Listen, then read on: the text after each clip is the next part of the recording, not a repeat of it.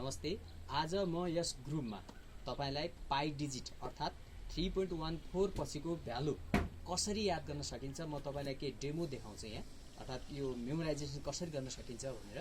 म यहाँ मैले के लेखेको छु, उहाँ बहिनीसँग के छ यहाँ छ। मैले कति अलि नम्बरहरू 60 नम्बरसम्म याद गर्ने प्रयास गरेको छु।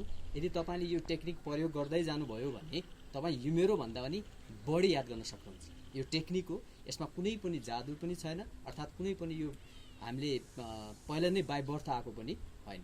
टेक्निक सिक्नुभयो भने तपाईले यो मेमोराइजेसन पनि गर्न सक्नुहुन्छ। म केही मेमोराइज गरेर तपाईलाई यहाँ डेमो देखाउँछु।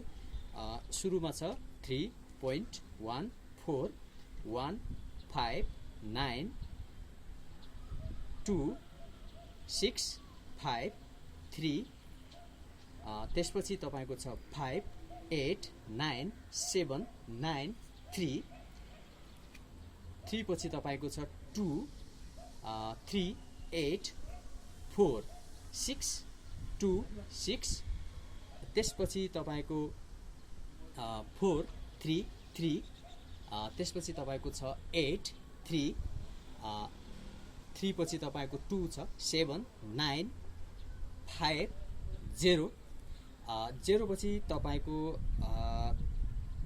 2884 4 पछि तपाईको छ 1 1 पछि तपाईको 9 7 7 पछि 1 छ 1 पछि 6 छ 6 पछि 9 छ 9 पछि तपाईको 3 छ 9 छ 9 छ 3 छ 7 छ 5 छ 5 पछि तपाईको 1 छ 0 छ त्यसपछि 5 छ 8 छ 8 पछि तपाईको 2 छ 0 छ 9 छ त्यसपछि तपाईको 7 छ त्यसपछि 4 छ 9 छ 4 छ 4 छ। अब यसलाई तपाईले फेरि उल्टाबाट अथवा अपोजिटबाट पनि पढ्न सकिन्छ। तर आजको भिडियोमा चाहिँ यति नै तपाईलाई अगाडिबाट नै देखाए।